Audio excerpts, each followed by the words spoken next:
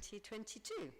So, the first thing is apologies for absence, and we have apologies from Monica Press. Declarations of interest. Are there any declarations of interest? No? Thank you. Minutes of the meeting held on the 17th of November. You've had them circulated. Can I sign them as a true and accurate record, please? Agreed? Thank you very much. Let me just sign it.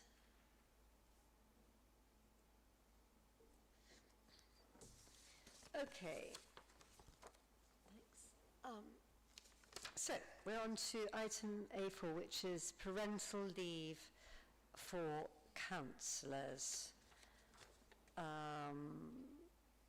And it's really whether we want to have a maternal and paternal allowance. What's it called? No, it's not allowance for people who are on special responsibility allowances. Really, whether we want to bring ourselves up into the modern age, seemed to me. So I don't know what anyone's comments are on this. Kim. Forward and didn't require any comment, but I thought we ought to give it some justice, and just really I was just noting the fact that the incidence of this being required is obviously historically very, very low, but as you say, it's bringing us up into the modern age, and it's consistent with normal employment policy, so I would certainly be a supporter. Everyone support? Oh, David. I don't disagree with it at all. The late Fiona Buxton also fell into this category early on. Sorry, she, like Councillor Lashari, had a child while a councillor. Well, she was a councillor somewhere between 2002 and 2006. So you mean there's been one incident? So how long have you been a councillor, David?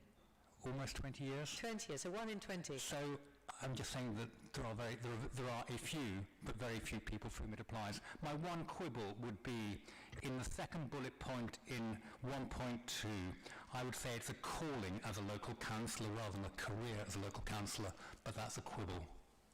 I'm sure we can correct that. Maxwell. This is bread and butter to me as a HR professional. Yeah. I mean, the only question mark is in terms of how generous you are with these special allowances. To be cautious, I would actually be more generous than not in terms of when someone receives a special allowance and then they go on maternity, because it's giving an option here, and I think it's Ealing case study of where it gets phased out after a few months.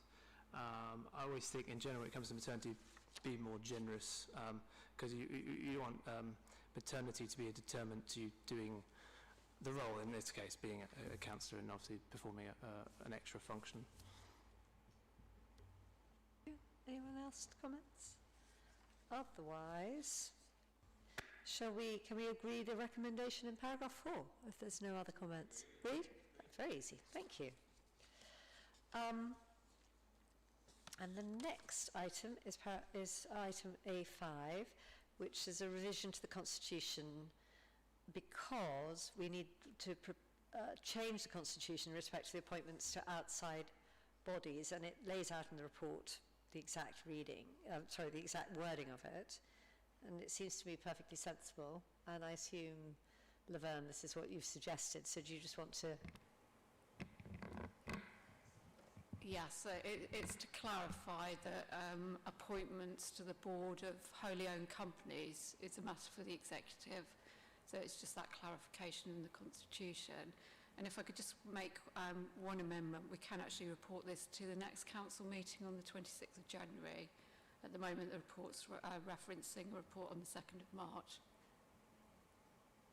So if we agree this, it'll just go quickly to the next council meeting rather than wait till March. That seems very sensible, because we want to set up these outside bodies, don't we? Agreed? Agreed? Good.